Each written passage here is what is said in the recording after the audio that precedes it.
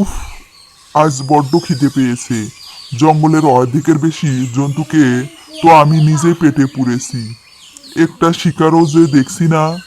বউ আর ছেলে মেয়েগুলোর জন্য যে কিভাবে খাবার ব্যবস্থা করব কে জানে। এই তো এই তো পেয়েছি। এটাকে এবার শিকার বানাবো। বেশ বড় সড়ো আছে হরিণটা। আজ বাড়ির সবাই পেট ভরে খেতে পারবো। আজ মনটা কেমন ডাকছে। খালি মনে হচ্ছে কিছু একটা ঘটবে। বড্ড বাচ্চাদের কথা মনে পড়ছে। যাই, তাড়াতাড়ি বাড়ি ফিরি।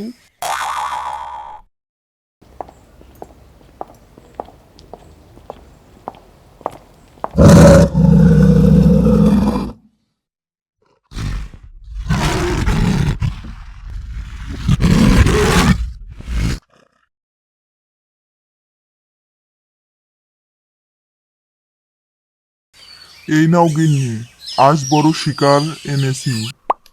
কি মজা, আমিও খাবো। আমি তো ভেবেছিলাম আজ তুমি খাবার আনতেই পারবে না। তোমার ভয়ে তো আজকাল কেউ এই দিকটায় আসেই না। আমি হলাম বনের রাজা। আমার সাথে মোকাবিলা করার ক্ষমতা কারো নেই। এই হরিণটাকে দিয়ে আজ ভোজ করব। বাবা, মা কোথায়? মা তো সেই কখন গেছে, এখনো এলো না কেন? এত দেরি তো কোনোদিন হয় না। আমিও তো তাই ভাবছি রে মা। তোর মা তো এত দেরি করে না। চল, আমরা বরং মাকে খুঁজতে বেরোই। হয়তো পথ ভুলে অন্য কোথাও চলে গেছে। বাবা ও মেয়ে মিলে জঙ্গলে তন্ন তন্ন করে খুঁজলো, কিন্তু কোথাও মাকে পেল না। হরিণ কান্নায় ভেঙে পড়ল। কোথায় গেলি তুই? আমাকে একা রেখে কোথায় গেলি?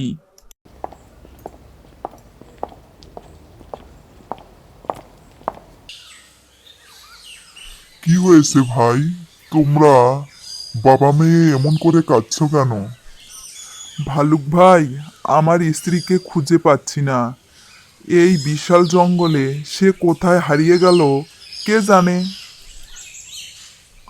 তোমরা চোখ মোছো। আমি বোধ হয় তাকে দেখেছি। আমি নদীতে জল খেতে গিয়েছিলাম। তখন দেখলাম ওই হিংস্র সিংহ একটা হরিণকে মুখে করে গুহার দিকে নিয়ে যাচ্ছে। হরিণটার গলায় কি একটা ঘন্টা ছিল? হ্যাঁ, এক চাষি ভালোবেসে ওর গলায় ঘন্টা বেঁধে দিয়েছিল। হায় ঈশ্বর, এবার আমাদের কি হবে? কেঁদে লাভ নেই। ওই সিংহ অনেক প্রাণীর প্রাণ নিয়েছে। এবার ওকে উচিত শিক্ষা দিতে হবে। চলো, বানরের কাছে যাই। ওর মাথায় অনেক বুদ্ধি। বানর ভাই, আমরা বড় বিপদে পড়েছি। ওই সিংহ আমার স্ত্রীকে খেয়ে ফেলেছে। আমরা এর বিচার চাই। গায়ের জোর দেখিয়ে ওরা সব করতে চায়, কিন্তু বুদ্ধিতে আমাদের সাথে পারবে না। শোনো, আমি এক দক্ষ শিকারীকে চিনি। সে বনের মধ্যে গোপন ফাঁদ পেতে রাখে। চলো তার কাছেই যাই। তারা সবাই শিকারীর কাছে গেল। শিকারীকে সব খুলে বলল। সব বুঝলাম। তোমরা চিন্তা করো না। আপনজনকে হারানোর কষ্ট কি তা আজ ওই সিংহকে আমি বোঝাবো। আমি ফাঁদ প্রস্তুত করছি। বানর যাও, সিংহকে বোকা বানিয়ে এদিকে নিয়ে এসো।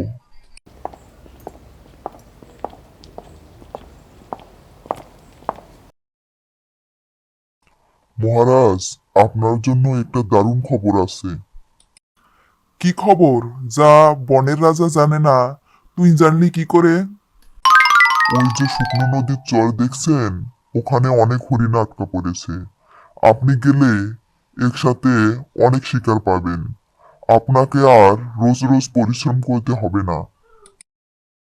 বাহ, তুই তো বেশ কাজের। চল, আমাকে পথ দেখিয়ে নিয়ে চল।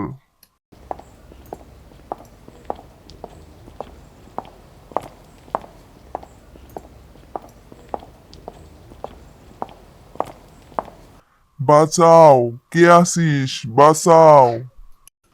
দাঁড়া, একবার উপরে উঠি, সবার আগে তোকে খাবো, পাজি বানর। তোর মতো বেয়াদব সিংহকে কিভাবে জব্দ করতে হয় তা আমার জানা আছে। তুই কি ভাবলি তুই একা 100 নিরীহ প্রাণীদের মেরে আর কতদিন রাজত্ব করবি? না না না, দয়া করে আমাকে ছেড়ে দাও। আমি না খেতে পেয়ে মরে যাব, আর আমার পরিবারও আমাকে না পেয়ে শেষ হয়ে যাবে। তুই যাকে মেরেছিস সে আমার স্ত্রী ছিল। এই দেখ আমার ছোট্ট মেয়ে, মাকে ছাড়া ও কিভাবে থাকবে ভেবেছিস? আজ নিজের কষ্টটা অনুভব করতে পারছিস তো?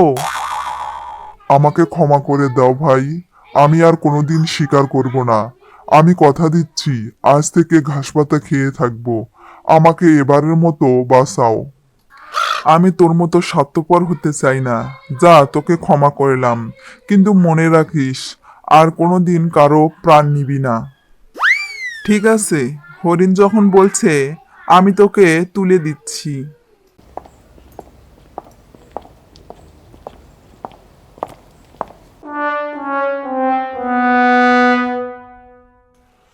হা হা হা, বোকার দল, এবার সবার আগে তোকে খাবো শিকারি।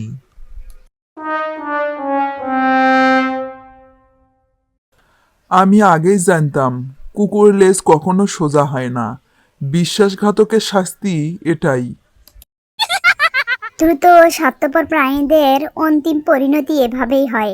সিংহ যদি সত্যি কথা রাখত তবে সে বেঁচে যেত, কিন্তু তার লোভ আর হিংসায় তার পতনের কারণ হলো।